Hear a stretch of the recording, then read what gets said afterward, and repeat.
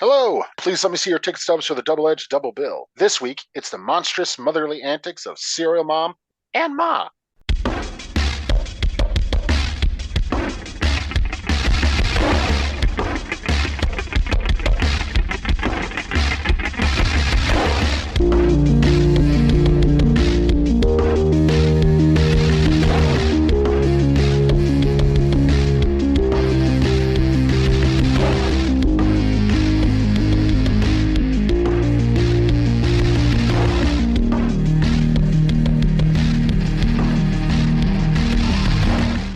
Each week, Adam Thomas and Thomas Mariani will come to this table to discuss the randomly selected yin and yang of a double feature. Then, both will have to pick a number between 1 and 10 or to seal their fates for the next episode.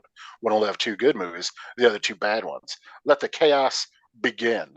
I am Adam Thomas, and I am full of dog blood. And I am Thomas Mariani, and don't let me drink alone, Adam. All right. Yeah, I figured you wouldn't. That was kind of a precautionary thing. I don't know. I think I'm probably drinking alone right now, you bastard. Well, we're not alone here, Adam. It's not the two of us this time, because for the first time in a while, we have a guest on with the two of us. She's a writer in her own right, and she would not be caught wearing white after Labor Day, for sure, especially in a jury room situation. It's Miss Lili Labens. Lili, welcome to the show. Thank you so much for having me, Adam and Thomas. It is so wonderful to be here. It's an honor, honestly. Oh, don't degrade yourself like that by this is an honor. You deserve so much more than that. I like how you said my name first. Drop me your Venmo info. I'll hook you up. Okay. I see how this works. That's cool. Yeah. we don't bribe any of our guests until after the show. Then bribes galore. But welcome, Lili, to the show. I invited you on, especially because you're a self-professed horror fan in your writings and such. And we have you on today for our topic, which is Monster Moms, in honor of Evil Dead Rise, coming out, which actually looks pretty fun. I was kind of dubious about it, but those trailers had me very excited for it. And I heard from you, after I invited you on this particular episode, Lili, that you did some research into sort of this monster mother sort of subgenre we decided to devote the episode to. Basically just like horror, thriller movies focused around sort of evil mom characters. And what did your research findings bring you to? Well, I feel like I've been kind of researching this topic for a long time because I've always just been drawn to horror movies, specifically ones that are sort of femme-centric and, feminist skewing. I know that it can get a little tricky in the horror genre, but that's kind of why I'm so obsessed with it. And I think specifically horror centered around motherhood is fascinating. And I mean, in my experience, the experience of being a woman is scary enough, and the prospect and idea of motherhood is scary enough on its own. And I think cinema has done such a cool and terrifying job of exploring the possibilities of this very realistically horrifying and sometimes beautiful thing, which is motherhood. One of my favorite books, which I have next to me, is The Dread of Difference. And it's just a bunch of essays on horror films and feminist aspects from them. And there's a whole chapter on the trauma of birth and giving birth, and how, as traumatic as that event and experience can be, it's typically only rivaled by the trauma that comes after, with having a child and a spawn and something to take care of. So I'm not hitting on anything particularly groundbreaking here. I'm sure y'all know exactly what I'm talking about, but I just think that this is a really cool, fascinating topic to explore, because even if you're not a woman, even if you're not a parent, I think you can definitely align with the fear of having to take care of something, having something so much like you. It's uncanny. The very cool thing about that and the very terrifying thing about that. And yeah, I'm excited to hear what y'all have to say. Not nearly as interesting or intelligently as you'd said it. But no, I agree. Like just barfed word salad, so that's cool. It's cool. That's what we do often on this show. But I mean, for me, like, I agree with it in terms of, like, there's so much versatile things you can do with, like, sort of, like, the mother as monster kind of subgenre, where you can have, say, like, your Carries, where you have, like, Margaret White sort of be this, like, oppressive motherly figure that's so domineering and so omnipresent. And then you can even have that with sort of, like, literal monster elements. Like, it really dawned on me after I really realized that, like, oh, the whole thing with, like, the xenomorphs and Alien and the chestburster thing is, like, it's this metaphor for the horror giving birth to, like, a monster that will go around just destroying humanity in its own right. It feels like it's very much like an anti-reproduction sort of series in its own way. There's so much, many different layers to, like, sort of the mother as monster in theory. Would you agree with that, Adam? Oh, definitely, for sure. And, it also, for me, it's always sort of, well, I guess it's worked for me on maybe a different level. I never had really the strongest relationship with my mother, too. And she was always sort of a cold, authoritative figure. And it just, you kind of intimidated by people like that. So it also works on that level for me where it's like, ah, fuck. You just kind of scared inherently as a child of your parents. And, watching horror movies where, the worst thing you could possibly imagine your parent doing, they do. Whether it's to other people or to you or, other loved ones. And yeah, I've always been into this sort of weird little subgenre that this is, and it also goes across so many different genres, but particularly in horror, for sure. Yeah, we may as well go into our two features, because if you're new to the show, every week, Adam and I pick a good and a bad feature related to the topic, in this case, Monster Moms. We ended up with my bad pick of Ma from 2019, and then Adam's good pick of Serial Mom, though shout out our patrons at patreon.com/DEDBpod, and ended up picking in a poll between Adam's choices and got a Serial Mom. So thank you all patrons, and more on that later as we get to near the end of the show about our Patreon. But let's get into our two features. So we'll first start off with Ma. Are you going to meet a boy? No sex or booze. Okay. Whoa!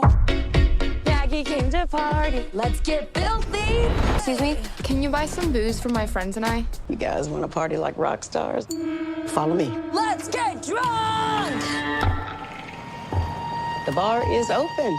What do you think? We don't know this chick. It ain't much, but it's all you. Cool basement. You're free to do whatever you want down here, but nobody go upstairs. This is so sick. Welcome to Mars. Don't make me drink alone. Don't make me drink alone. Max, I want you to meet someone. Nice to meet you, Maggie. We went to high school together. Why's my son You smell just like your daddy. spending time at your house? Hey, guys. That bitch is crazy. Probably something wrong with me. This is the most fun I've had in a long time.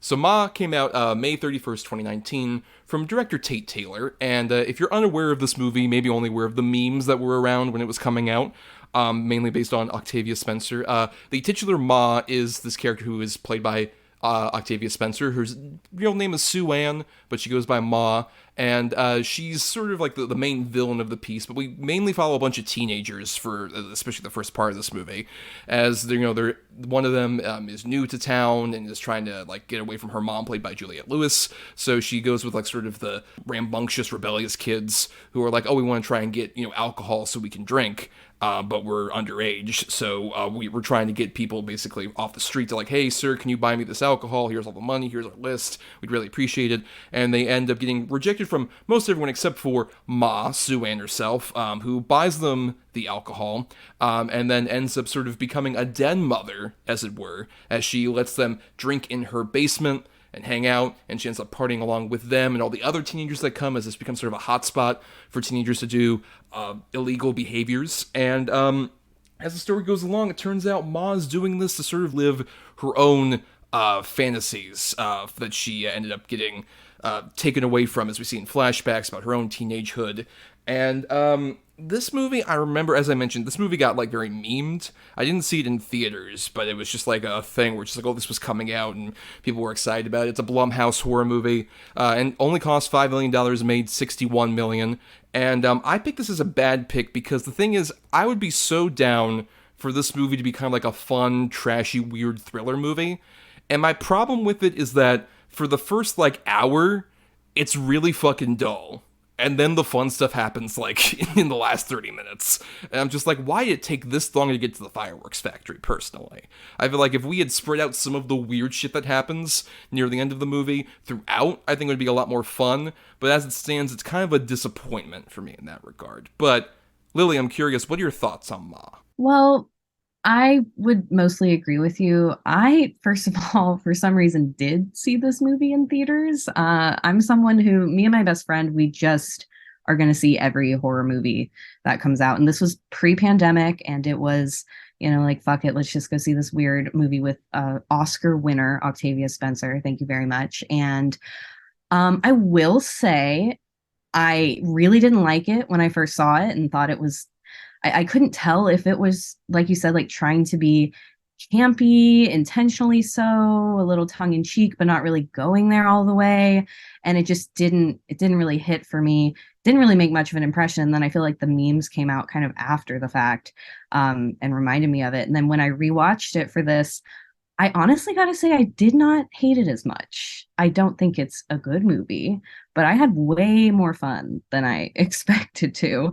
And I did not remember that, like, Allison Janney is in this, Yeah. and Missy Pyle, and, like, I don't know, the music was kind of good, and unexpected. Some of those needle drops were very unexpected.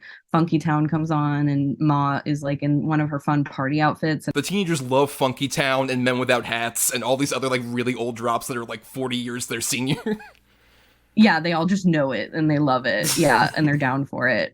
Yeah, but that's why, because I did have fun, that's why I was ultimately, again, just disappointed by where it all ended up, because I don't think it was not like I thought it was going to be. I ultimately don't think it was very sympathetic or kind to Ma, as a figure. And then it makes me wonder what the purpose of all this was, which I don't really like to think, especially watching any movie, but watching a horror movie, that's not the first thought that I want to come to mind, is why, because I don't really need a why typically. But yeah, it's just kind of a bizarre movie. They try and have their cake and eat it too with, like, the sympathizing for Moth, and we'll get into that, Yeah. I'm sure, as we go along. But Adam, we actually watched this together as, like, during our own pandemic kind of movie watching stuff. We watched this together and had a lot of fun with it. Do you still have a lot of fun with Mom? Yeah, I do. I know it's not a good movie to you. I knew it wasn't a good movie when I first saw it, and then watching it with you, I also knew it wasn't a good movie then. I know it's not a good movie now, but I just think it's kind of fun. I think Octavia Spencer, she just carries the whole movie. Obviously, I mean, she's fucking great in it. I do wish there was more of her sort of off the rails in it, but I think her performance is strong enough to sort of carry the first, 45 minutes. I think everybody in it's pretty good, but yeah, I think it's fun, dude. I think it's solid. It's very problematic. There are a lot of issues with it, and the thing is, Octavia Spencer's character is basically playing that one mom we all knew, when you're in high school and stuff. The mom who's, well, at least I did. I don't know. Maybe my school's different. But one friend had that mom be like, as long as you don't leave, you can drink here, but leave your keys, shit like that. When you're like 15, 16 years old, and you definitely shouldn't be. It's super irresponsible and just awful parenting. But this is like that, like on an 11. So, I mean, yeah, it's dumb. But I do agree with you, Thomas. I do wish the movie was more how it is in the last, sort of third of it, more throughout the entire picture, just because there's some wacky shit that happens. But I think it builds enough solid sort of, I don't want to say tension. This movie, no tension in this movie. But there's enough story building, I think, it keeps me entertained. I mean, it's not great. She's not going to win another Oscar for this. But it's, yeah, I think it's all right. It's all right, man. It's all right. You just got to let go of all your negativity, bro. No, I have trauma from my past, and therefore I'm gonna have kids listen to Funky Town. That's how I let out my trauma. But I think the thing is, I think I would be more on board with even what you're saying. Where, like, I think Octavia Spencer, I agree, is like good consistently regardless. I mean, she's one of those great, like, when she ever bad kind of actress. It's ever since she gave Tobey Maguire the go to be a wrestler in the first Spider-Man movie. It's like she's never been bad. Icon. Yes, icon. Rob Zombie's Halloween too. I mean, even then, she's doing a decent job. Just like, oh, I'm a nurse, and then I get stabbed, and I like that one scene where like she actually like screams and blood starts coming out of her mouth. Yeah, that's fair. That's it. Yeah, that was a trailer moment. Yeah, all right. But I think the thing is with that, I would probably be more on board with like the sort of fun badness of this movie that I think it has the potential to be, if not for like, I hate all those kids. Those kids are like nothing to me, and we spend so much time with them, and none of them are interesting, none of them are like kind of fun, none of them especially do like, you know, there's the horror movie thing of like, why would you do that? This is one of the key examples of that for me, where it's just like, after she does that whole thing where she puts the gun on that one kid and says, strip, and then it's like, ha, I was joking around. That's 20 minutes into the movie, yes! By the way. I made note of that, because I felt like that happened a lot later on. No, that happens very early on. Like, why would you ever go back to that lady's house after that? I would never return there. Even if I was a dumb teenager, just like, I'm dumb, but I have, like, basic lizard survival instincts. To be like, nope, this is bad news. I don't care if I don't drink. Yeah, but didn't she have pizza rolls? Oh, good point. Pizza rolls. I mean, come on, man. That's a very good point. Yeah, good point. Especially after all the other shit, too, where she's doing, like, she's caressing these young boys, especially, like, all the time she, like, touches their faces. And it's very clear she's trying to live a sort of different fantasy life and all this shit, like, try and catch up on lost time, basically. Like, if I were any of those boys whose faces she stroked, just be like, I'm gonna go. I don't know if I want to be around. But none of these kids are like interesting or make me feel like engaged enough to where, okay, I can see where they're coming from for me to like forgive that. Because especially when they're the real focus of the whole movie and most of the adult characters are way more interesting and they're very side characters. Like, I'm just like so in a loss in so many lulls for this movie. Just like, all right, when are we going to get to like fucking Luke Evans getting dog blood inserted into him and shit like that? That kind of shit's what I want. Yeah, dude, what the fuck? Like, I don't even think I really comprehended that the first watch. Like, I don't even know if I was fully paying attention because just, I like you said, like toward the end, it hits like a breakneck pace of just like crazy shit happening. After Missy Pyle's death in particular, I think this movie is like on a different wavelength I was waiting for. It's so good. Yeah. Yeah. I mean, just even that part that is just Octavia Spencer in the nail salon fighting with that old lady. Yes. Like, that is unnecessarily so funny. And I wanted more of that shit, you know? I didn't understand, like, the tone felt kind of all over the place. Yeah, because it definitely feels... It's interesting finding out about this movie where this is Tate Taylor, who directed, amongst other things, The Help, which got Octavia Spencer her Oscar. And also, he has a weird career where he did Get On Up, The Girl on the Train, Ma, and then Ava, the Jessica Chastain fucking, like, assassin movie or whatever. Oh, God. Right. So, like, he's one of these guys where, like, he clearly is interested in, like, okay, I'm going to do various different genres, but he's not, you know, interesting in the way of, like, you know, say, like, when George Miller goes from doing a kid's movie to A Fury Road. Instead, it's just like, oh, yeah, I want to do this, and I don't know, I'll just take whatever script. Literally, like, Ma was a script that had gotten turned into Jason Blum the day before, and fucking Tate Taylor is, like, friends with him, and said, hey, I want to do a fucked up horror movie. And he's like, I don't know, what about this? This arrived on my desk the other day. And, like, Octavia Spencer said yes, and literally that's how that happened. The magic of movies. Right. I don't know, this is lying under, like, it's supporting my desk chair, because it's, like, one of the legs is gone. Sure, let's do this.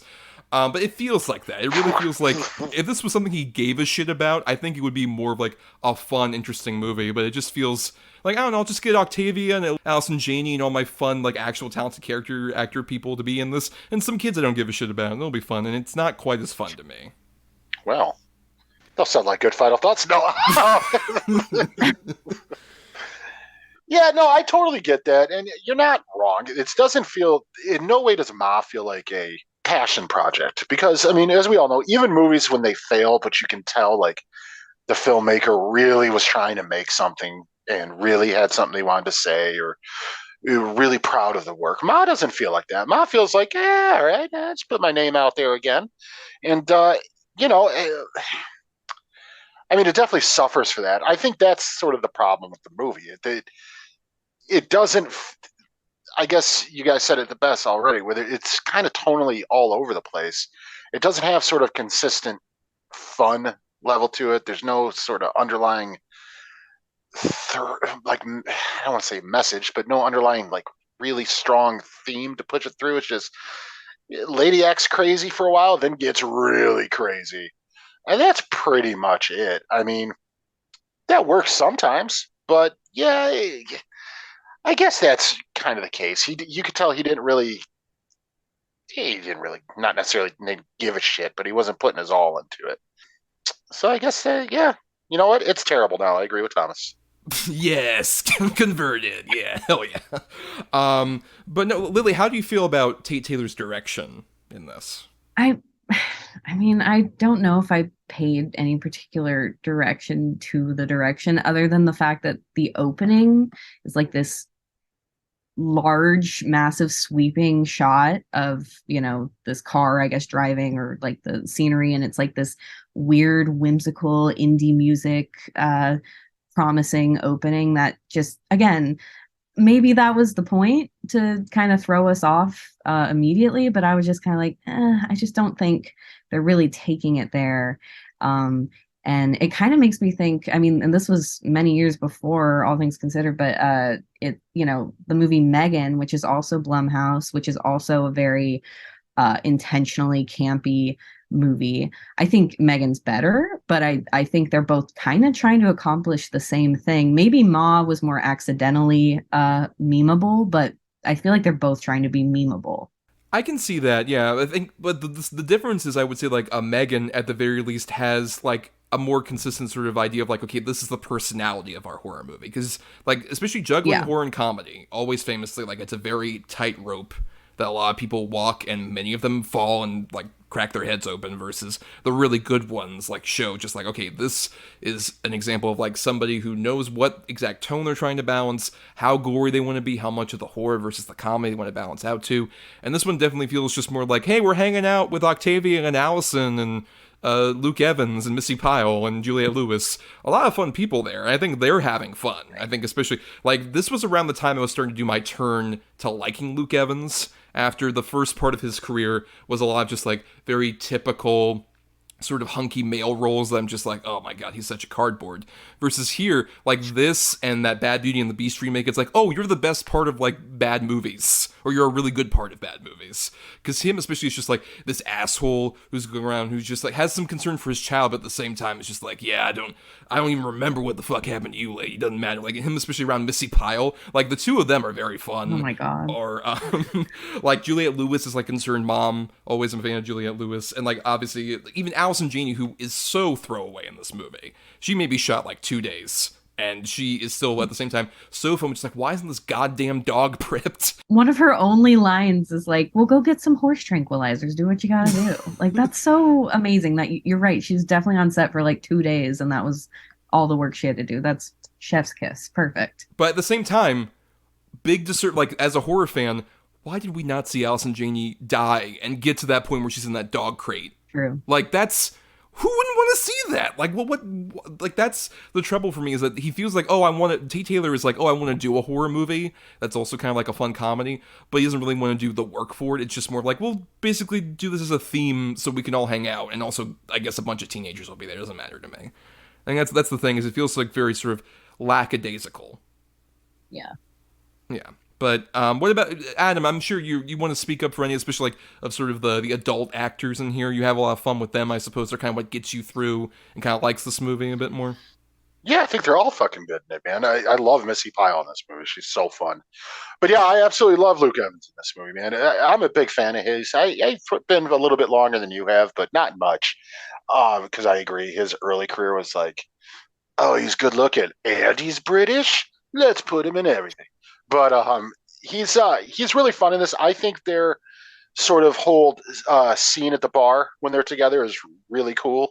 Yeah, it's a great scene where he just sort of pulls the rug out from underneath her, and that's obviously what sends her really down the spiral. But it's a real sort of tense moment. I think it works really well. I think Juliette Lewis is really good in this. She absolutely comes across as like sort of, she's trying to be the cool mom, but still try to like keep her feet down and sort of set rules, but at the same time, like, do what you want, like, kind of thing. And she really works in that. But yeah, I think the adults really work in this movie. I agree. Most of the child actors, not that any of them are particularly bad. They're just kind of bland, do nothing, stereotypical teenage characters. I mean, all of them for the most part. I would say the only one that really stands out, who really, really does a good job, is the one who plays Ma's daughter. I think she's really fun in this. You really feel bad for her, and I think she's able to sort of convincingly, like, sort of display that she's, a victim of Munchausen by proxy and stuff like that. But yeah, I mean, I want to see more kids die. I know that sounds bad, but I don't think we saw any die. Really, she just kind of messed with them. Yeah, she's or like, maybe some died. Yeah, I don't remember. I mean, she like sewed their shit up and clothes, and I mean, yeah. that's pretty fucked. But yeah, I don't think she killed any of them. Maybe that's what we needed. More kid death. Yeah, that's what was missing. Yeah, more kid death and more fake Luke Evans donger. Oh god, the donger. Okay, that donger, is... baby. That was like the most. That was like the most shocked I was at this horror movie. Just like, whoa, wait. There's a moment where Octavia Spencer just holds it. I know. I thought that's cinema to me. So it's absolutely beautiful. I agree. You're right. And shout out to, what was it? Luke Evans was like, went on Twitter after that. It's just like, anyone curious about, that scene in Ma, you know what I'm talking about? And they just never responded. I'm just like, what? Wait. Why are you leaving that on the table, Luke Evans? What? Say what you're going to say. Actors would be, I wish they would be quiet. Just be quiet. He typed that and then closed his laptop like that Antonio Banderas meme. Leans back and got him. Yeah, no, and the thing is, look, if you're gonna put a donger in a movie, make it look like a convincing donger. This was not a convincing looking donger. It looks like they bought a rabbit like sex toy and just sprayed it peach. They don't have the prosthetic budget of like HBO, Right, yeah. Exactly. At least they did like just reuse the Dirk Diggler one or something. The latex is all cracked and rotting. Fuck it, go with it. Universal prop store backlog. We're gonna use.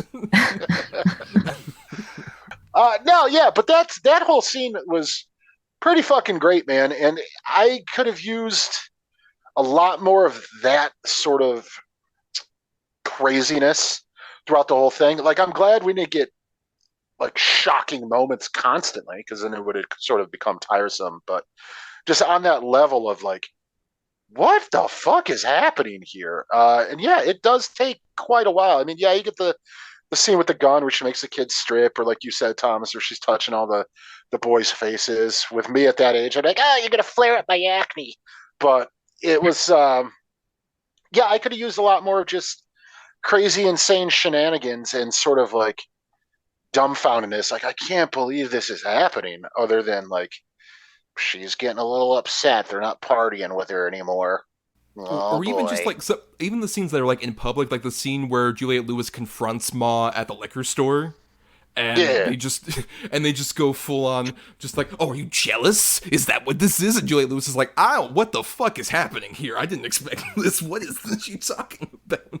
Like, that stuff where it's like, oh, this is all underneath, like this is literally like in the basement, but nobody like sees any of this shit, and all this is like coming out in the middle of like actual normal people time and everything. Just like, oh, Jesus Christ, this is so, like, that kind of stuff. And I'm curious, Lily, in terms of like your research, where we were talking about with like the sort of monster mom, where do you think Ma kind of fits within that? Because especially we were talking kind of about like the whole, they try and make her sympathetic with some of the flashbacks and stuff. How do you think she kind of ranks in terms of that archetype of a character? Yeah, I mean, it's interesting because we do get those flashbacks and that perspective of her younger self, and I mean, just little bits, but that kind of makes her inhabit both the child and the mother. And I think that's sort of fascinating. And then to that end, I think it's kind of lame how late in the movie we find out about her own daughter, because that's a very interesting dynamic that I think could have been explored more.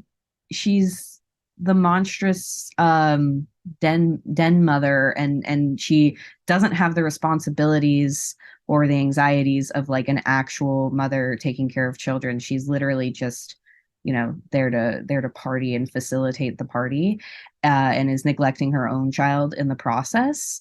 I mean, it's something I hadn't even thought about, to be honest with you, because she is like her own archetype, because she is so far removed from the role of motherhood. She wants to be one of the kids, and kind of live that eternal youth and party life, where there are no responsibilities, there are no kids, you don't have to worry about anything. So yeah, I don't know, she kind of carved her own space, really broke that glass ceiling of monstrous moms.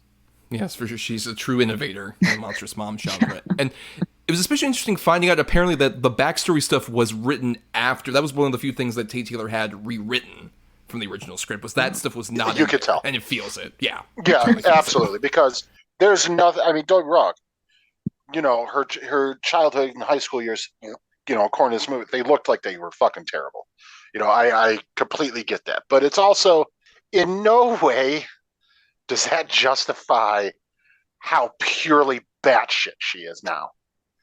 Like, it might, I don't know, but it just seems forced to me to where, we got to put a sympathetic angle on this character at some point. And I don't think that was necessary. I don't think you needed it. I think just the idea of this, like, sort of loner woman who, is a little bit unhinged, and she finds sort of like a group with these young kids who treat her like, how cool she is and all that stuff. And she starts to like maybe get a sense of pride or whatever out of it. And they abandon her, and that sends her off the deep end. I think that was enough. I don't feel that every character needs a tragic backstory.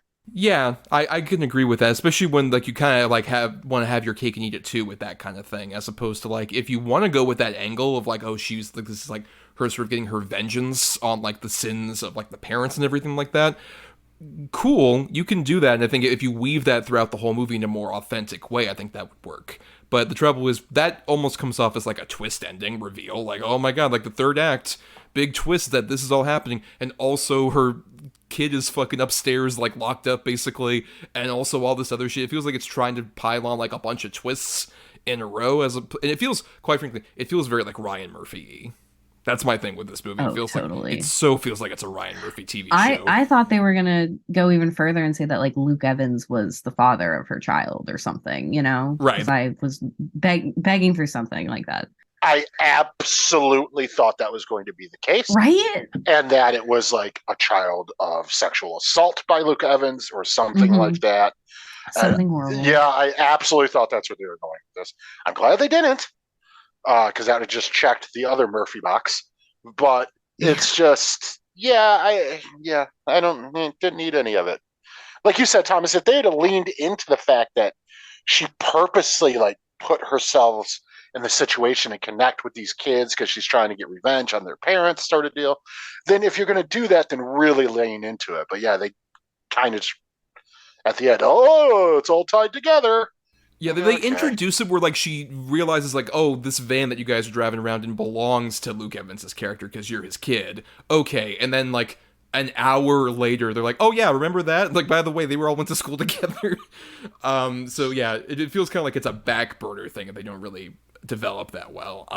But then, it's like I said, at the same time, as much as I'm dogging on this movie, the really fun stuff is like during that last 30 minutes, like it really like rises up to like a weird, bizarre tension. Like I mentioned earlier, but I want to specify the Missy Pyle getting run over scene is easily the best part of this movie. It's so good, it's so sudden, and then she's like, yeah, fuck her, and then like, starts playing September by Earth, Wind and Fire.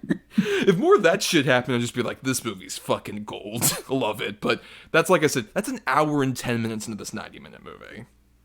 Need way more of that earlier on. You know what? I mean, it's another horror thriller.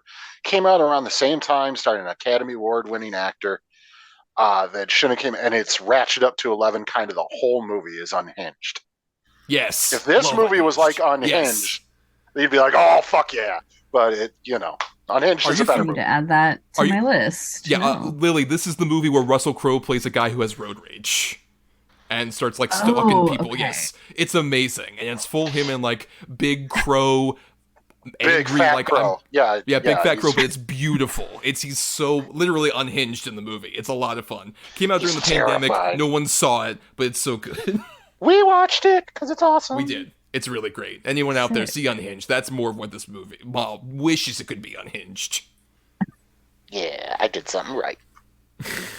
Well, let's. We have a whole other movie to talk about, so let's do our final wrap-up thoughts here on Ma. Lily, your final thoughts on Ma. All in all, not, terrible enough to completely hate and not amazing enough to like super defend and like have an obsession over. But the sheer, lasting power of this movie should speak to the fact, that it has some good qualities to it, because I still see Ma memes all the time and I'd still, laugh at them for the most part. And I, laughed a lot at this movie, and at the very least, I can appreciate it for that. I wish it were more of a horror movie, kind of like what we've been talking about, just more seeing deaths and gore and things like that. It was, maybe trying to be too many things at once with the childhood trauma, the motherhood, tropes, the partying, I don't know, but it really tried. It took a lot of big swings, and I can appreciate it for that, because in my opinion, a lot of horror of the modern era just doesn't take that big of a swing. So I can appreciate it for that. Yes, and Adam, your final thoughts on Ma. I mean, I pretty much agree with everything Lily just said. Just want to add, needs more doggers and dog blood. I mean, that's your autobiography title. That is. Dongers It and is. Dog Blood. Adam Thomas, Doggers and Dog Blood, A Life on the Edge. For sure. And yeah, I mean, I've said pretty much all I had said previously, just TLDR. If this movie had more of the fun stuff for the last 30 minutes throughout its entire runtime, it'd have a lot more fun with it. There are fun moments interspersed. Like, I would say, if you're gonna watch this movie, you can be on your phone the first hour, 10 minutes, and not miss a goddamn thing. And then the moment Missy Pyle's like walking around and Octavia Spencer sees her, then you just like put your phone down and have all the fun you want with that. That's sort of like my problem with the movie, but at the same time, not enough to totally dismiss it. Like, and there's still stuff even earlier on that's still fun. Like, we didn't talk about it much, but all this weird social media posts Ma does, like after she's especially abandoned, and she's like, don't let me drink alone, and all other shit. Like, Octavia Spencer's having the time of her life, and I'm all for her getting more lead roles. Like, she talked about how like she wanted to have like a lead role in a movie that she felt like she wasn't really getting, and so Taylor gave her this opportunity, and I'm glad she got it, especially for a movie that did very well, and I hope she gets more of them, especially much better movies that utilize her wonderful talents instead of, this one, sadly. But let's get to, I would argue, a much better sort of horror comedy about these monster moms with Serial Mom. Life doesn't have to be ugly. Look at the birds out there. Listen to their call. Ooh-wee. Ooh-wee. This is the story of Beverly Sutphin. Scrambled eggs, anybody? A devoted mother. I'm so happy I could chip. You know how I hate the brown word. A loving wife. You think the kids are awake? We could be very quiet. I'm ready. Honey, you're hot tonight. And a suspected murderer. How did America's #1 mom turn into one of America's most wanted? Is she really guilty? Are you a serial killer? Chip, the only cereal I know anything about is Rice Krispies. Or is there someone else I'm stood up. I'll kill that jerk. with an axe to grind? Now I'll never get a boyfriend. It's been a crazy day, hasn't it? Serial Mom. Every woman wants to be wanted. Just not for Murder One. Bad to the bone.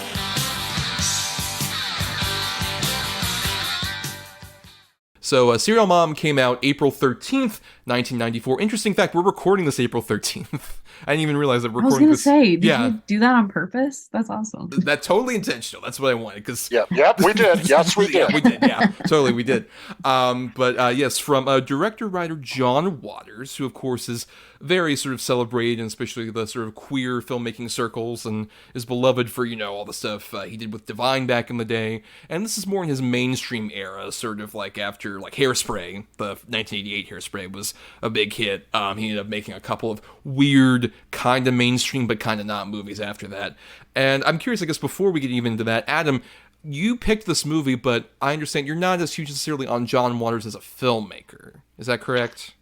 That is correct. I am absolutely in love with John Waters as a personality. John Waters alone is part of the reason why I was comfortable enough to sort of explore my own sexuality, because I was a weird little horror kid who had a bunch of weird feelings and all that. Because seeing someone like John Waters who was just like, fuck it, I am what I am, check out my little mustache. I'm like, yeah, I can get into this guy. So I've always been a fan of him forever. His movies are real hit and miss for me. I can appreciate a lot of them for what they are. Some of them I just don't like at all. I mean, like, I can't stand like Cecil B. Demented. I just, oh god, I hate it so much. But like, yeah, John Waters as a personality, I think is just like kind of the bee's knees. Oh, well, I'm using that harsh language like bees knees over there, Adam. Calm down. This is a family show. But I'm curious, Lily, do you have much experience with Waters' work? Yeah, I love John Waters. I think my introduction to him is the episode of The Simpsons he's on. I don't know if y'all have ever seen yes, it. Homer's Phobia. Hell yeah. Great. I think it's one of the yeah. best episodes of all time. I just think like bit after bit after bit. This is just a side note, but it's just so funny and so great. Introduced me to him, and then yeah, I mean, I really love his more of the 80s 90s, you know. For that I feel almost like a fake fan, because I've definitely tried the Divine era of film, and I think, you know, Divine is iconic and amazing, and their efforts, everything that they did together was like very cool on a subversive art level, but on a pleasurable entertainment level, I'm unfortunately not super you know, vibing with that era. But I'm a huge, same as Adam said, just huge John Waters the Man fan, and I absolutely love this movie. I love Crybaby, was like my favorite movie as a child. I don't know what that says about me, but I just think the aesthetic, the writing, everything about it is so so perfect and messed up in the best way. Yeah, it's interesting because I think I have a similar take to you, Lily, where like I hadn't seen most of the John Waters catalog until like the last couple months. I've just been kind of like, oh, you know what, I haven't seen much of his work. Let me kind of peruse. And there's ones I respect, even though, you know, they're not my bag. Like Pink Flamingos is an audacious artistic piece. Not a fun movie to watch necessarily. But no, like, no. yeah, no, but like a daring, interesting, risky piece of art for sure. And I think that's what a lot of his sort of 70s output is. I would say of that era, my favorite's probably Female Trouble, which is the one that plays out where like Divine is like, oh, I'm a 16-year-old girl who's gonna like leave and go out for a life of crime. Like that's fun. Like that one I think is the best of like that era. But I do agree with you. I think I prefer sort of like his weird attempts at mainstream movies, like even like Polyester, which also had Divine in it, but Hairspray and even Crybaby and this, I think do such a great job where it's like, okay, I'm within the studio system, but I'm also doing shit that's like so off the rails. Like even Hairspray is a PG movie, but at the same time has like so many bizarre twists and turns. It's just like, I don't know how like this was like at all successful, quite frankly, because it's just a bizarre garish 60s like pop piece, but it's fun and it's great, and I love it was successful and led to A Serial Mom, which I would argue is probably his most accessible movie, and I would say is my favorite of his. I think Serial Mom's a lot of fun. And if you don't know what this movie is out there, basically, we follow the Sutphin family with Beverly, the mom, played by Kathleen Turner, sort of being our main titular serial mom. Typical sort of Gen X trying to be like a Brady Bunch style family, where you got like Sam Waterston's the dad, Ricky Lake is the daughter who's going off to college, and Matthew Lillard is the horror-obsessed teenager, and they're all supposed to be the perfect family living in a white picket suburban fence kind of place. But all these things start ticking for Beverly, where she's making obscene phone calls, and she starts seeing people not sort of do very typical kind of things like, oh, she's not doing her recycling, I'm gonna kill that lady over there for not recycling, and shit like that, and it leads to her becoming sort of an infamous celebrity. And now, Lily, you mentioned you were a big fan of this movie. Would you say this is your favorite of Waters's? Oh god, it's so tough. I mean, Serial Mom came to me later. I actually, another weird coincidence, about a year ago, this week I watched Serial Mom for my blog when I was doing a John Waters night. And it was the first time I had ever seen it. And it was one of those movies, just like, as someone who, like, my favorite movie, for example, is Heathers. And so people are very surprised when they had heard I hadn't seen this movie. So I obviously had to jump on it, was obsessed with it. And then rewatching it again for this, just it doesn't get old. It's so funny. I agree it's his most accessible, but it's still just so twisted and so funny. Just very early on, just seeing Kathleen Turner do that deep, demented voice in the phone saying such obscene things is so funny.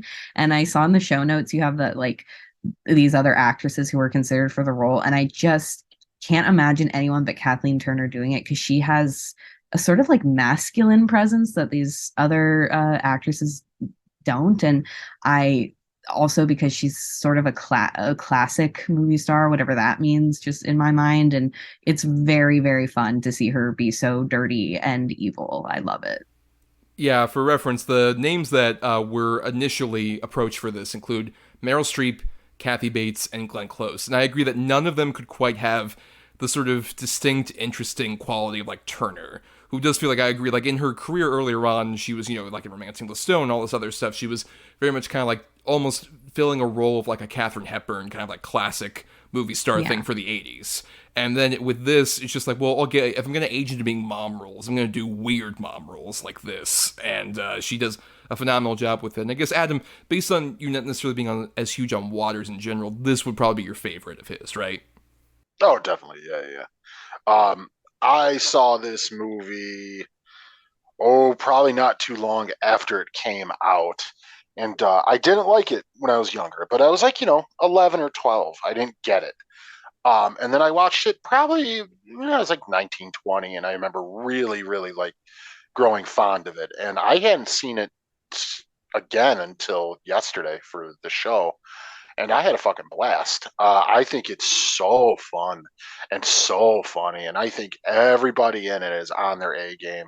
Like, even Ricki Lake, who I'm usually not a fan of as far as an actress, I don't think she's ever been good, but she works perfectly in John Waters films, and I think this is the best she's been. Even over Hairspray, I think she's great in this.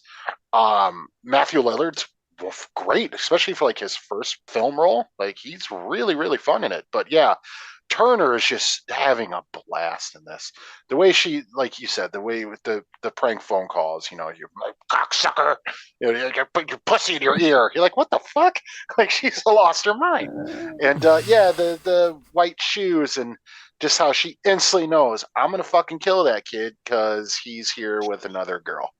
And it's really fucking great. And it just shows also too, like, I love the picture it paints of suburbia, like, even these other people, like her neighbor, where she doesn't recycle and she switches, the tags at the swap meet, or then the other neighbor, like, steals her parking spot. She's drinking beer at 9 a.m. It's really fun. It's so in your face and crazy and zany, but there's so much odd, like, heart to it, where you really kind of, like, care for the family in a weird way, and you want her to get away with it, and which you really shouldn't, because she's just a horrible murderer. But, like, yeah, man, get the fucking kid from Child's Play 3. Get that motherfucker. Chucky couldn't. You could do it. You did it. You beat Chucky. But it's just, I think this movie's so fun and in a weird way sweet. And I know that sounds crazy, but it just has this sort of, like, inherent sweetness family movie to it. It's just, this movie's great. It feels definitely like Waters is kind of playing with, like, sort of, this looks so much like a sort of family comedy movie of this era, where, like, they're playing on, like, older, like, 50s sort of aesthetics, that sort of, like, 80s into 90s kind of thing of, like, looking back at the 50s thing. But Waters is putting in just, like, these very, like, sort of mean little digs and stuff with, like, the neighbor characters, like, Turner's chemistry with, particularly, it's Mink Stoll, who plays Dottie, the one she's having the obscene phone calls with, which she's of the Dreamlanders. She's, I think, in every John Waters movie, basically, and she's my favorite of those, like, Dreamlander recurring people in any of, like, she's so great, just, like, especially her getting gaslit, but just like, I can't believe you dropped the Fabergé. I didn't do that. She just, I didn't do that at all. Like, when she's saying fuck you at the, like, as she's being at the courthouse at the end. And then also, her other neighbor, Miss Ackerman, played by Mary Jo Catlett, who is great in this movie, but when I first saw this, I'm like, that voice sounds so fucking familiar, and then it clicked, it's Mrs. Puff from SpongeBob! Amazed. Yeah, dude. I was totally expecting her just like, oh, cereal mom, why? Like, where was that? Perfect for that. But no, like, all the stuff with, like, those two is, like, really fun, especially when we get to, like, the stuff at, like, the swap meet, where it's just like, oh, it was a cracked Fabergé egg, I couldn't possibly accept that necessarily, and then, like, all the perfect setup leading to, like, that kill in the bathroom is so good. It's kind of the stuff I wish was in more of Mob, where it's just like, oh, everything's like set up really perfectly, and then Kathleen Turner just like stabs him, and then like that little piece of like liver that's still there, and she like shakes it off, and then flushes the urinal in his face and stuff like that. It's so demented, but at the same time, you are kind of like, yeah, fuck that dude. You go, cereal mom. You show him who's boss. How dare he upset Ricky Lake like that? Yeah, I found myself almost I don't know if y'all watch Curb Your Enthusiasm ever, but I, like many people I know, or maybe I'm just messed up, I find myself relating to Larry David at times. And this movie kind of gave me the same feeling where I'm like, if anything, she's just trying to improve the neighborhood. There's all these nuisances all around her and all these people disrupting things. And she's almost like if Larry David cared enough to get rid of his troubles. And I know she's going to an extreme. Well, especially that she's so friendly with, like, all the, like, people who they consider, like, other neighbors when they're less than. Like, she's buddies with the garbage guys. Like, gives them the alcohol. And just like, oh, my... I can't believe she's costing the taxpayers so much money. I wish somebody killed her, right?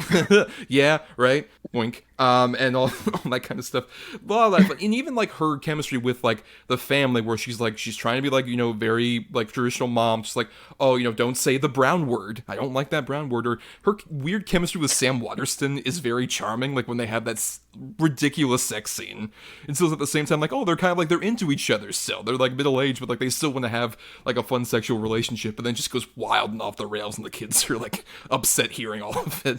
Like, there's a real weird kind of charm that builds up in the way it almost feels like it's kind of like an early satire of, like, true crime. Like, that's another thing I think makes this movie, like, work so well. Like, the earlier thing was just like, oh, this is all based on true stories. We didn't corroborate with any of the real people. This is all bullshit. But it's John Waters perfectly laying into, like, that thing that still exists to this day. Like, now Serial Mom would be the subject of a fucking crime podcast. And we'd all be rooting for her. Oh, yeah. And rightfully so. I recently just watched Natural Born Killers, and I did not love it.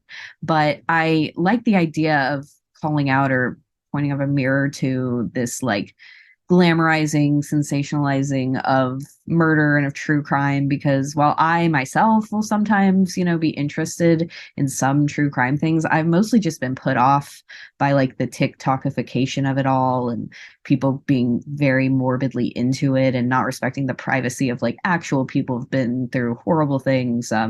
And this movie, I think, just did a really good job effectively pointing that out and the grotesqueness of that, while also managing to have fun. So I think that that's really cool and something that only John Waters could do, probably. Yeah, I mean, for sure. Like, now Adam, I'm curious, how is this sort of, like, aged for you, especially because you mentioned, like, you were kind of curious, like, if it would hold up for you. What do you think makes it hold up as well as it has in this, like, nearly 30 years since it came out? Well, there's sort of a timelessness to it, in a way, because, yeah, it takes place in the 90s, sort of poking fun, like you said, of sort of family comedies of that era, but also, like, the stuff-ins are, like, halfway in the 50s. This movie ages really, really well, and it's just fun.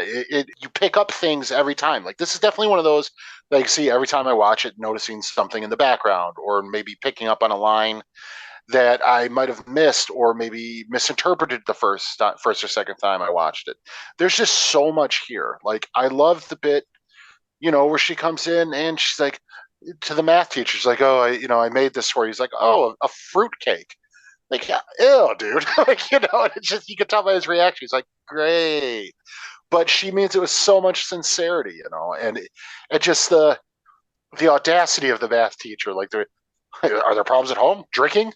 Drugs? There's so much to this that it almost demands repeat viewings, not sort of all the time. Like, I couldn't do this like every year maybe, but every couple of years go back to this and just sort of appreciate it for what it is. I do think it's John Waters' best movie. It's not his weirdest. It is most definitely not his weirdest movie, for It's sure. no, in no fucking way is it his weirdest. Nobody's eating shit. And plus, I mean, Turner, man, how good is Kathleen Turner in this movie? Like, this is just a wonderful performance from her. That it's just kind of like a shame we didn't get more of Kathleen Turner doing these sort of weird comedies like this. Like, she's, everybody knows Jessica Rabbit, and then sort of her erotic thrillers that she was doing for a little while, and things like that. But man, is she so fun in this. And also Sam Waterston in the movie, like, he's so good in this too. Everybody knows him from Law and Order or selling robot insurance or whatever. He's just so fun in this. I guess that's what really makes it hold it up. It's the family dynamic is still like palpable, and they feel like a real family, even though you line those four up. There's no way those kids came from those parents. Like, there's no fucking way. They don't look like Ed. Nobody looks related, but yet it's totally believable. They're this weird Americana family. Like, they look like they're out of a painting or right out of Leave It to Beaver. Like, it's fucking great, man. Only Norman Rockwell could paint a Beaver. Yeah, that's the name I was looking for. I almost said Rockefeller, and I'm like, that's not right. So I'm just not going to say anything. But no, I think it kind of works where it's a big thing. I agree with you with Turner. It's such a shame that, like, not too long after this is when she kind of just got, the typical Hollywood sexism kind of like pushed to the side. It was a combination, like, she had like some back problems, and then she gained a bit of weight, and so Hollywood was like, nope, we can't have you around. And it's such a shame because she was always like such a very committed performer, and it's really that voice. I agree with like what Lily was talking about earlier, like sort of like there's this weird kind of masculine quality, so when she ends up going into the sort of homicidal rage, it's almost kind of like what the society has brought onto, what the sort of patriarchal element has done to her. Basically, she kind of takes on that aesthetic to it, even when she's like dealing with, like the most innocuous things. Like, my favorite probably kill of this movie is everything related to the lady who doesn't rewind her tape and then goes back home, all set to Annie tomorrow, and she just kills her. It's like, is about to kill her with a knife. It's like, no, not this. Like, that's the thing, is like, she has this weird kind of like interesting psychology where Turner is treating every decision she makes with just like a sort of actual mind to what the character would be like. No, I don't want to do it with this fucking knife. It's not going to work. Let me get the ham. And literally go ham on this lady. It's so good. She treats, there's a weird interior logic to every sort of acting decision that Turner makes. It makes that character feel so alive. Yeah. I was listening to y'all's episode on spoofs, and you were talking about how it really only works when everyone is taking it seriously and like fully in it.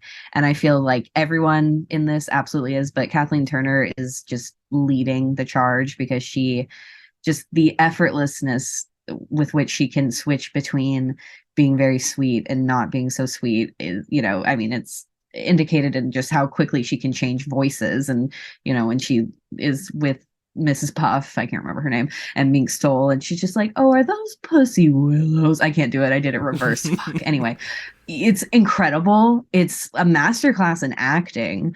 And, she's fully taking it seriously, respecting the material for all of its ludicrousy, but also the story it's trying to tell, and I love it. It's amazing to watch. Yeah, especially like as it even goes along, where she gets in the middle of like the big trial and she starts defending herself. It's like so fun, particularly that one witness who saw her in the bathroom is like this weird pervert guy, and she just was like opening up her legs underneath the table. She's like, oh, I made it all up. It's completely different. Doesn't matter. Like, it's like there's this absurdity to it, but at the same time, it feels just like it works with this weird, fun logic of this movie. And even like the weirder stuff that's earlier on, like the less, I guess, not as like crazy wild stuff there, but like even the small things, like the scene where Matthew Lillard, his girlfriend, and their buddy Justin Whalen are watching the Herschel Gordon Lewis movie, and there's like all this blood coming out, and Kathleen Turner just walks in like, all right, kids, you have to go home. And now I've heard that your math teacher said this is affecting your schoolwork, but go back to that one scene where like all the real viscera was coming out. Like, it's this weird thing where it's this funny moment, but also she's having an interest in her kids' interests It's like kind of sweet in a weird way. We're just like, oh, it's like a weird mother-son bonding moment over this horrible gore affected by her bloodlust. It's kind of sweet in a really fucked up, warped way. No, I completely agree. That's one of my favorite parts of the movie. That's like I said. That's why you want her to get away with it. You want her to have, because she has these moments.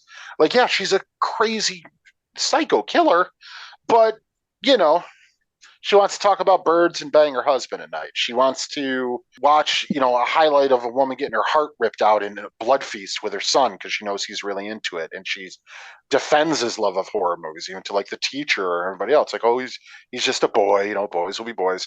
And when her daughter gets her heart broken, she, goes with her to the swap meet. And she's also telling her, like, be happy with yourself instead of finding, to just really like love yourself first.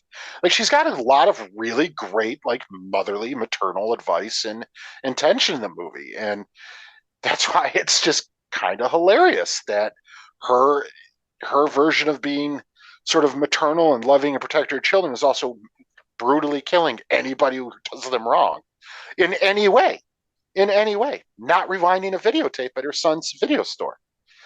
That's all it took. She's dead. The math teacher says, "Oh, he's really smart, but he's is this love of horror movies. Those films are disgusting or whatever. How dare you insult my son's interests? You're gonna die. I'll run you over in the parking lot. I'm gonna run you the fuck over." It's like, it's just, and anybody who witnesses it, because you're gonna take me away from my family. It's really sweet in a very macabre and dark, twisted way. And I've known concerned parents that have, they haven't killed anyone, but they, certainly do some unadvisable things in the name of looking out for their kids, sure. Quote unquote. So, yeah, absolutely. She's a good mom. She can't help that she's also super good at killing. So, and how funny is it that she's got like the correspondence tape from Ted Bundy, and she's got, all this other stuff, and he finds it all at once. It's not even well hidden. Like it's just there out in the open. Like even her bird book is like helter skelter with the bird book like sort of jacket on it. And a shout out to John Waters' wonderful cameo as the voice of Ted Bundy, just like, it's so lonely in prison. It's so obviously John Waters, too. It's so great. Yeah. I love it. But what would you guys say? Like, I mentioned the Annie kill as sort of my favorite sort of horror moment of this. Do you guys have another favorite sort of like horror bit of this movie? Lily, would you have one you'd want to spotlight that we haven't maybe mentioned? Oh, man. The Annie one is pretty great. I think it's pretty brutal when she kills the guy in the bathroom at the swap meet, also funny. For sure. And I also just like in general when the family kind of starts to realize something is up with the mom when she like kills the fly or whatever, and she's like simultaneously proud of herself and kind of grossed out by the blood. And that's what's so funny to me is that she can brutally kill someone and then be like, ew, this mess, which is probably why she went with the ham instead of the knife, because less of a mess, always being considerate. Yeah, I love the bathroom one. I mean, there's for many reasons. One is, of course, there's a fucking glory hole in there. Like, of course, but also like she pulls a full ass liver out. Like it's like how does a fire poker enter a body and then she's able to pull a liver out through the puncture wound? Then she like slips on it and then just oh, Bev, you got a little bit of poo on your shoe. Oh, I hate that. Like, it's so ridiculous.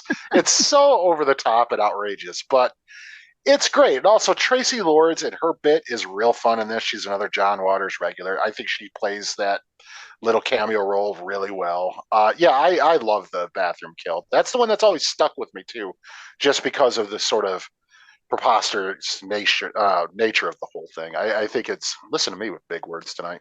I think it's that one fun, make laugh. Well, another one I just wanted to shout out that like is actually I think really works is like right after the sort of Annie kill, you have like her chasing down Justin Whalen. I think that's a genuinely really good sort of like chase sequence that leads to his amazing death by like hairspray fire, which is so great. And then just the added layer of like the band, just the L7 doing their cameo, seeing him on fire and then just like pouring alcohol on his body. It puffs up even more, and then everyone starts cheering for Serial Mom. It's so fun. It's so good. And even like the Labor Day kill, also, we didn't mention that, but like the last bit of the movie is kind of like a perfect way to wrap up this whole movie, which is like you're wearing why after Labor Day, no, fashion has changed. And then she gets like pummeled with that payphone. And the amazing, also, just someone we haven't mentioned, but like the whole Suzanne Summers cameo, who is someone I only know from pop culture references, but I love her coming in just like, well, I think she's an innocent woman, and I can't wait to portray her in a made-for-television film. That's one of those bits that really stands the test of time, too, because that is absolutely the first move when, there's a suburban killer, is that, okay, who are we casting in the biopic? That's like the first order of Right now, it would be business. the Netflix original series that would have run, yes, Right.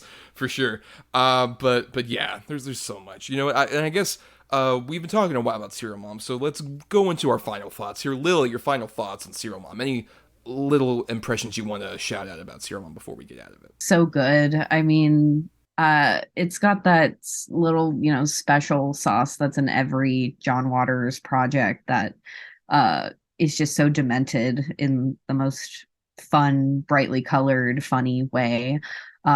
He's one of those filmmakers who I feel like, there's a lot of people who claim to be wacky and quirky and subversive and all these things because it's a cool thing to aspire to. But he's one of those people who I think actually can walk the walk and always delivers something that is wacky, zany, in this case, a little bit spooky, but just entirely its own thing. It's like easily replicated, but there's only it's so original.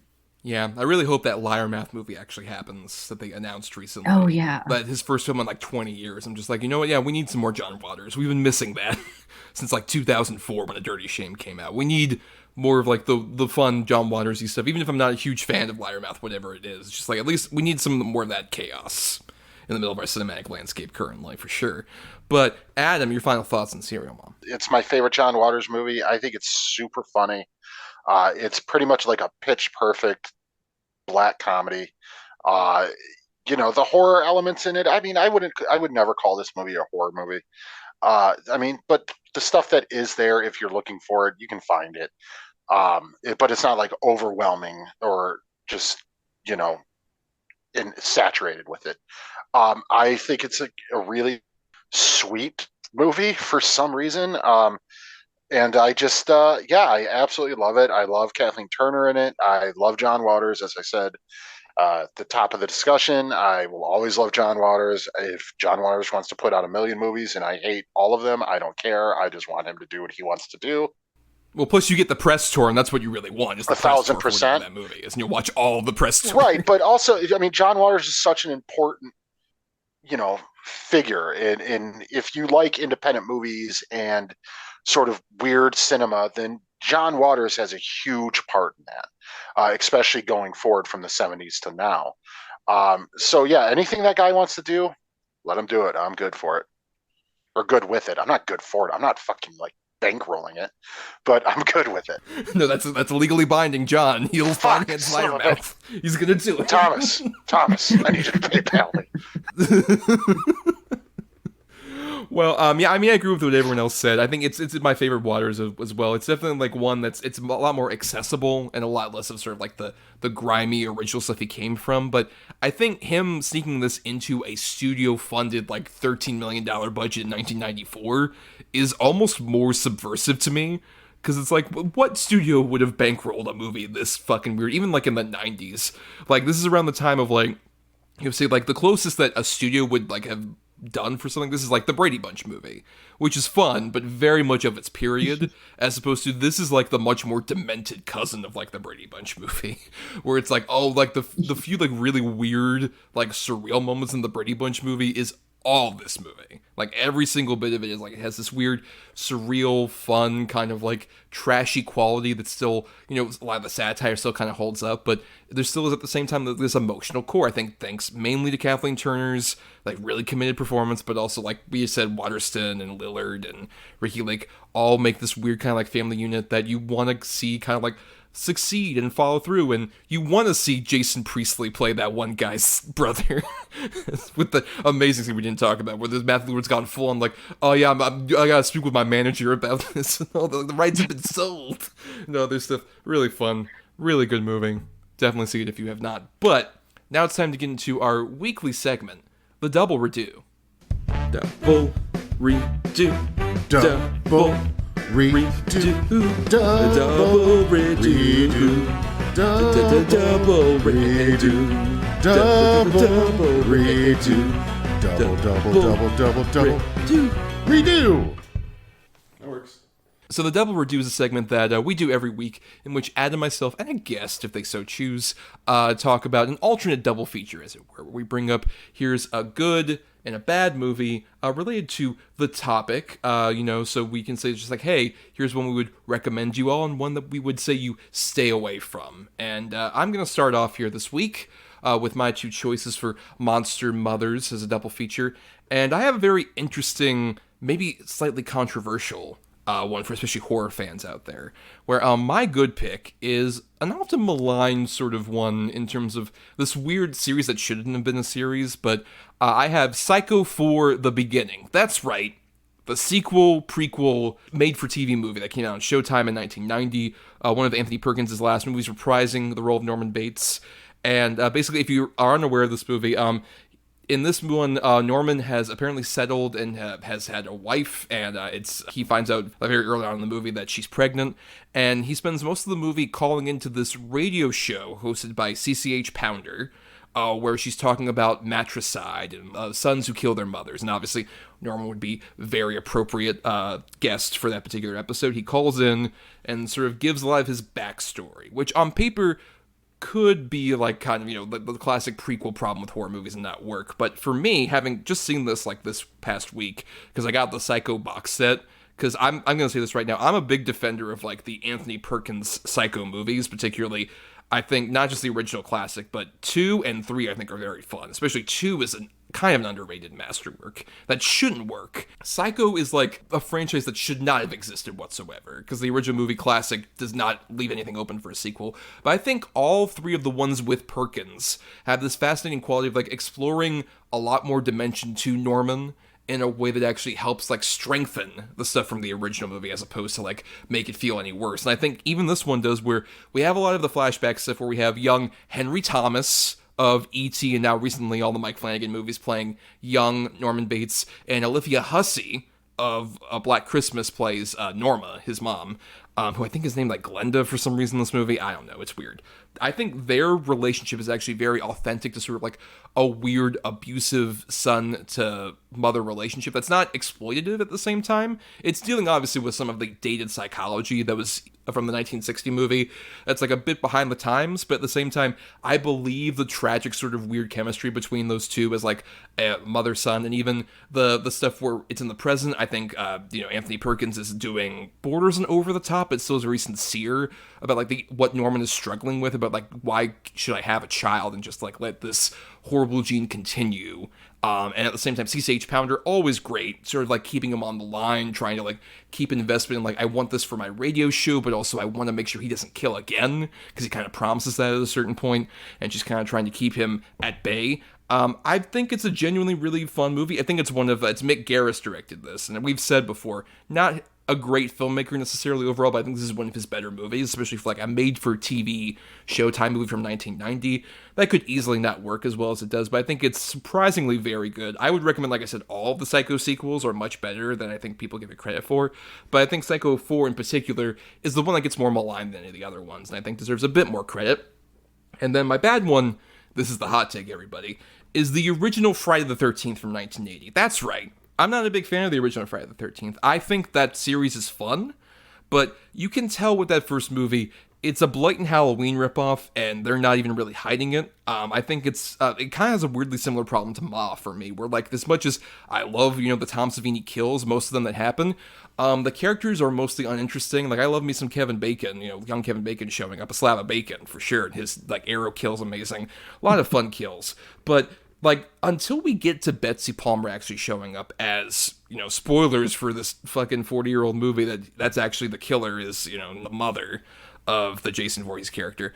She's like obviously very committed and very fun in like that last like I don't know 10 minutes of the movie, but it's so late into the game, and none of the other stuff is nearly as interesting as like either Halloween or any of even the sequels. Like Friday the 13th Part 2 is such an immediately ramp up for like a way better version of that kind of formula, and like 4 and some of those other sequels are really fun, really interesting, but I think the first one just feels like maybe the upper echelon of the bad post-Halloween ripoff slashers, which if you go to 1980 slashers, most of them are fucking terrible, and I don't think the first Friday the 13th is much better. Hot take. I've seen both your choices. I also like the Psycho movies, and much like John Waters, I kind of feel the same way about Mick Garris. I just really like Mick Garris. Like, he seems like a really nice guy. His podcast is super solid. Like, he's even at a convention here, like, I think next weekend. I'm not going, but he doesn't charge anything for autographs. He doesn't charge anything for selfies. He just likes to get out there and meet the fans. Like, he just seems like a really cool dude. And you want to see prime, weird, crazy Mick Garris, Sleepwalkers, baby. But, yeah, and then Friday the 13th, I like Friday the 13th for what it is. But I agree with you that it's kind of a wet fart to start the franchise. I like all the kills. I like Kevin Bacon and everything. But I've always had a problem with that movie to where people sort of talk about it like it has that surprise twist reveal that it's Pamela Voorhees. Dude, she shows up in the last 10 minutes out of nowhere. It's a brand new character. Who else is the killer? Like, it's obvious. It's never been a shock to me. Like, oh my God, you're telling me it was her the whole time? Like, yeah, of course. Who the fuck? She's got a fucking knife on her belt. Like, yeah, she's the killer. You mean the crazy lady? Yeah, she's the killer. But yeah, I mean, it is what it is. I agree. Part 2 is really sort of where the franchise took off, probably because of the Jason character. But yeah, I mean, I think those are both really solid choices. I actually haven't seen that Psycho movie yet. I have some unfortunate blind spots in the Psycho cinematic universe, but I'm really curious about Anthony Perkins's the later films with him in it. I totally agree actually about Friday the 13th. I feel bad because I know you said it's a hot take that we're both agreeing with you, but it's for what it's promised and what the franchise became, it is very meh, very nothing. I only saw it somewhat recently, and yeah, it didn't make that big of an impression on me.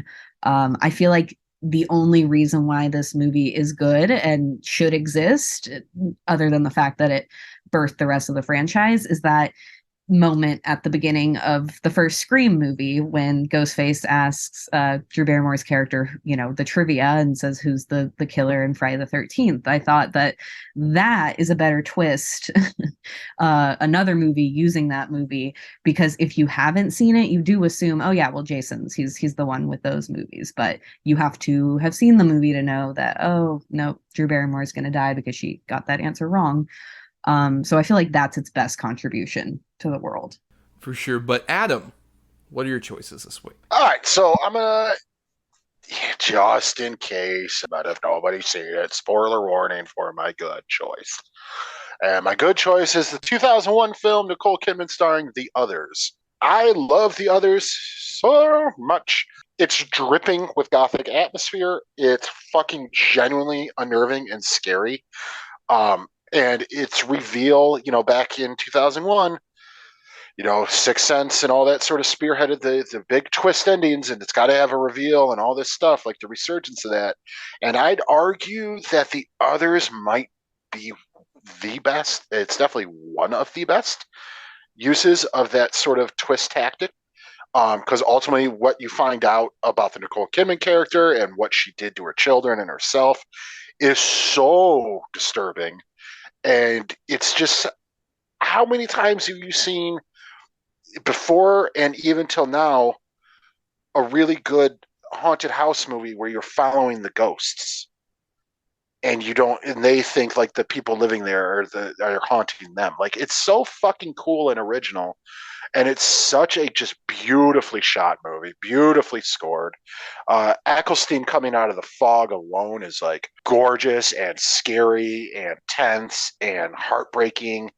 It's just, I love The Others so much. It's one of my favorite movies of the 2000s, early 2000s especially, and it's just a fucking great movie, and probably my favorite of all time, Nicole Kidman. And then for my bad, I have a remake of very problematic, sleazy horror movie. I have the remake to Mother's Day. Now, the original one that was released by like Troma or bought by Troma, the rights or whatever it is, I don't really know. I think it was made by like one of the Kaufmans. Like, yeah, now like Troma owns the rights to it or some shit. Yeah. It's a very dirty, dirty movie. Rape revenge, basically. And it's disgusting, and it's filthy, and it's backwoods hillbillies and a crazy. Like the woman who plays the mother is so disturbing in it, but it works for that, especially when you put the Kaufman name or the Troma name on it. It fits in that group of movies that came out. Love them or hate them, I Spit in a Grave, all those. Hills Have Eyes, things like that. But it's just gross and dirty, and it's like it's the 80s, so it's kind of like, I'm not saying it's forgivable, but you understand. And then the remake came out with like Frank Grillo, Rebecca De Mornay, a couple other names, like Deborah Ann Wool, I think, and stuff like that. But the problem is the remake is just mean. It doesn't have any of the sort of really dark comedy that the original did. It's just a really mean, spiteful movie. And this doesn't take place in like the woods. They're not backwoods hillbillies, none of that stuff. It's just basically turns into a home invasion film. And I will say Rebecca De Mornay is pretty fucking good in it. Like she's really going for it, but it doesn't have any sort of the dirty charm that the original does. None of the black comedy. It's just a fucking very, very mean-spirited movie, which I know sometimes that's what people like. That's their bread and butter and all that, and that's fine. I've even enjoyed some of those types, but this one just feels like it's basically a remake in name only, and which is fine. I mean, whatever, who cares? But when it's over, you just kind of like feel down and depressed just because you just watched 2 hours of just malicious bullshit. I mean, it's directed by Darren Bousman, which I do like him for the most part. And it's directed well. Like I said, acted pretty well. It's just, there's no redeeming qualities to it whatsoever. Yeah, I haven't seen your bad pick. I mean, the Mother's Day, like both the original and the remake, were ones I was vaguely considering for the bad pick. And then especially when I found out like the original was like rape revenge, I'm like, no, we don't have to do that. I don't know if I wanted to necessarily go into down that road. And then the remake I'd heard similarly kind of like, mean-spirited elements of it. I'm just like, I don't know if I need to necessarily bog down our conversations with that. But The Others is genuinely one of my favorite movies, horror otherwise. Just one of my, I think that movie is like so perfectly constructed.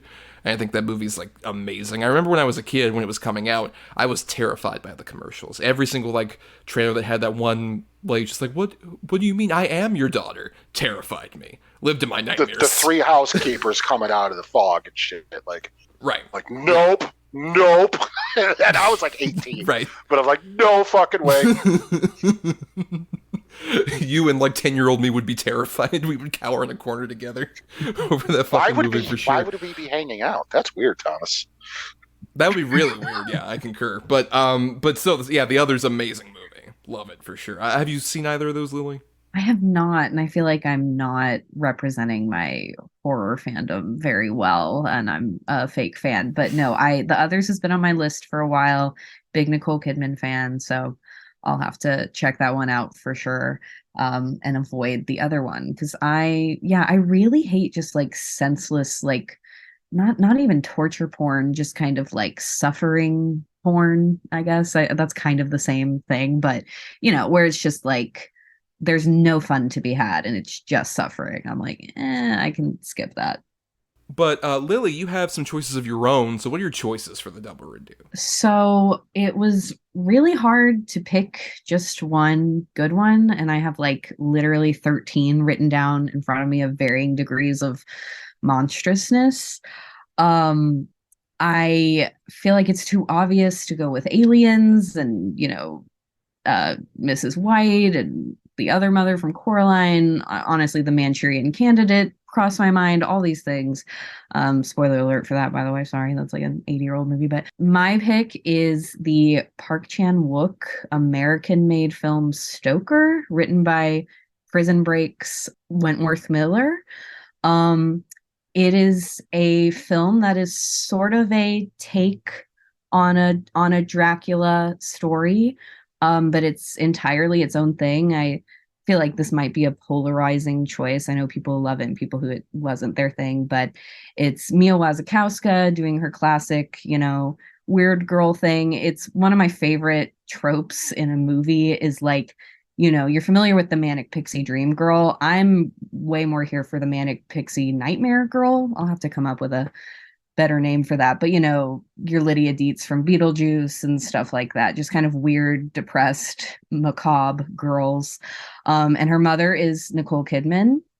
And they have this bizarre, terrifying, unsteady dynamic the whole time. And I was honestly just vibing with it and down for the ride. I'm a huge Park Chan-wook fan, and I feel like I went in with lower expectations because it was American made, but it really, really blew me away. And I really love this movie.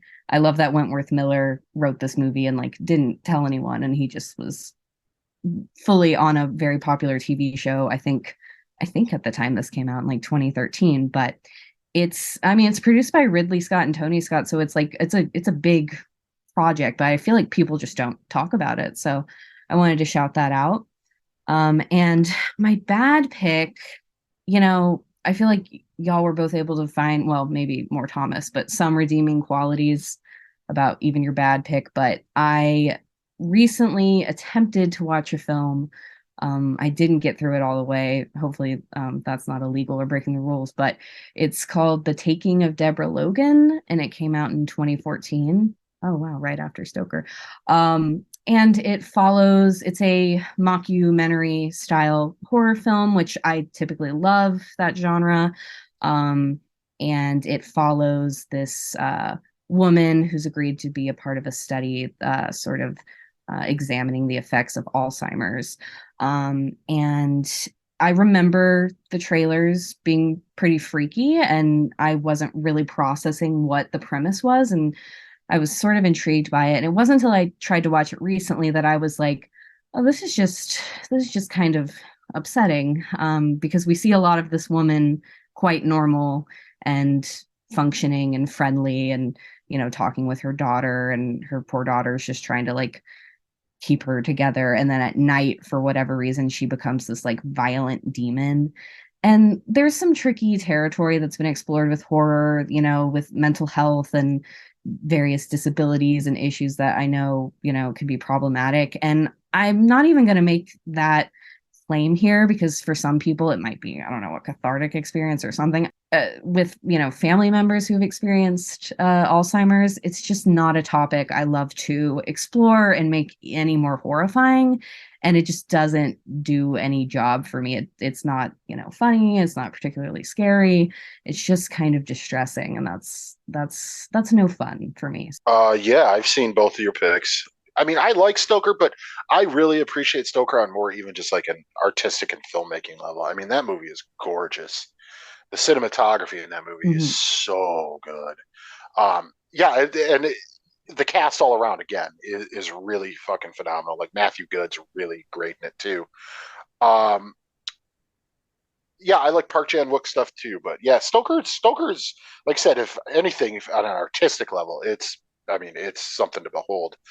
And then Taking a Deborah Logan, I watched it because it was like kind of like the hot like indie horror movie at the time. Like, have you seen this one? So I watched it, and it was just a downer, kind of the whole thing. I'm kind of with you on the Alzheimer's thing, I think that's already horrific enough. I don't need to see it explored in this way. I will say the sort of scene, I don't know if you even got to it, where she unhinges her jaw and sort of like starts to swallow somebody whole. That's pretty fucking crazy. And the practical effects are really well done. But other than that, yeah, I didn't really have any strong feelings about it either way. It was one like, okay, I saw it. Everybody talked about it. I don't get it. I won't watch it again. Yeah. I have not seen the Taking of Deborah Logan, though I had a similar thing where like that was sort of like the hit indie horror movie, but it kind of sounds like one that like had a similar kind of like, oh, this is like the underrated gem from just a couple years ago during the pandemic with like Relic. I don't know if you saw that one. Yeah. It has like a similar kind of... It's on my list. Right. Like it has a similar thing where it's about like taking care of like a woman who has like sort of this degenerative disease, and it's like the mother and the granddaughter trying to do that. And I felt kind of like a similar thing where it's just like, oh, this feels like it's a much more interesting like kind of drama than it ever is a horror movie, quite frankly. So it just feels like, yeah, I don't know how like sort of invested I am in like Alzheimer's as a horror kind of subject thing. But I completely agree about Stoker. I think that movie's great. I think especially it kind of feels less like horror driven and more kind of like Jane Eyre kind of deal, right? Where it's not, you mentioned like they kind of tease that it's vampires, but they don't really say that they're vampires necessarily. It's a weird kind of take that I agree. I think it's of the various ways that you could go with like, oh, we're going to have a South Korean filmmaker make an American movie. You fear the worst whenever that happens. Like, oh, is Hollywood going to like completely swallow their talents? But no, like Park Chan-wook did a great job of that with Stoker. And I'm kind of curious now about that one, I guess Max series he's going to be doing now, The Sympathizer, which is about like the Vietnam, a counter spy or whatever, with Robert Downey Jr. in it. I'm very curious to see him kind of take that even into like prestige television territory. He's a great filmmaker. I love his work. But yeah, Stoker's really great. And yeah, so let's go ahead and repeat our titles for everybody in case you want to add some to your watch lists or want to take them off. I'll start where, once again, my good pick was Psycho 4, The Beginning, and my bad pick was the original 1980 Friday the 13th. My good choice is The Others, and my bad choice is the Mother's Day remake. My good choice is Stoker, and my bad choice is The Taking of Deborah Logan. And we'll be doing our picking at the end of this episode, so we're going to be wrapping up here, but stay tuned for that picking. It should be a lot of fun. We'll tell you what we're covering next week for the episode. But before we do, we got to thank some people like Chris Oliver for the intro and outro music used for our show. Listen to more of his music at chrisoliver.bandcamp.com. Thanks to Christian Thor Lally for our artwork. Follow him at Night of Water. That's night with a K _of_water on various socials for all his great stuff. And thanks, of course, to our Patreon supporters, patreon.com/GEDBpod, where for just $1 a month, you all get to do stuff like listen to bonus podcasts, which stay tuned to the end of April. We'll be doing our top 10 So Bad They're Good movies. That should be a lot of fun as a bonus podcast for us to, tell you all about. And then you get to vote in polls as well for individual movies we cover, like Serial Mom. You all voted for that, so thank you so much. We got to have a lot of fun with that movie. And you also get to vote for topics, which the week this episode's going up, we'll be having two different topics that kind of tie into two different movies that are coming out next month in the May start to the summer season, where we've got one is a topic of Gerard Butler, so covering Mr. Gerard Butler's work in preparation for Kandara is coming out on Memorial Day weekend. We could potentially talk about the Gerard Butler B-tier action movie Oeuvre. And then our other alternate choice is our second episode of Sea Creature double features. We did this way back in the early part of the show, but basically movies about sort of like, monstrous or other kind of sea creatures, because The Little Mermaid is coming out Memorial Day weekend as well. So you all get to vote which one of those two we cover. This is probably one of the weirder polls we've ever done for like a topping thing, because there's no correlation really, just two weird off-kilter choices. But, either one of those would be up for. Either one would be fun. Yeah, for sure. I'm down. I mean, if we re-get sea creatures, at least we don't have to fucking talk about Orca. No, that's true. We already did that the first time. You can dig way back into the archives for that. But if, like I said, if you want to like vote on those polls or listen to bonus podcasts, just the $1 helps out the show, keeps it running, and all that. We really appreciate it.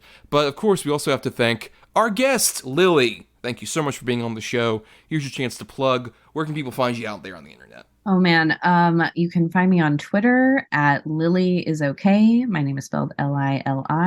If you're hungry for more double features, I have a blog that I update every Thursday night on lilylabens.com, where I take kind of a wild double feature and review them. And yeah, I'm on Instagram at lily.labens. What else the hell am I at? Oh, Letterboxd at Easy Writer. That's spelled Writer. Give me a follow. I want to be Letterbox famous. I don't care about anything else.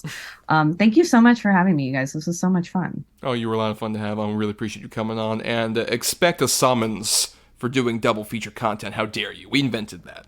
How dare you do that? That's our thing. But for more of us, you can find us on Instagram, Twitter, and Facebook at DEDBpod. And you can also submit feedback to us either there or over on our email, doubleedgedoublebill@gmail.com, all spelled out.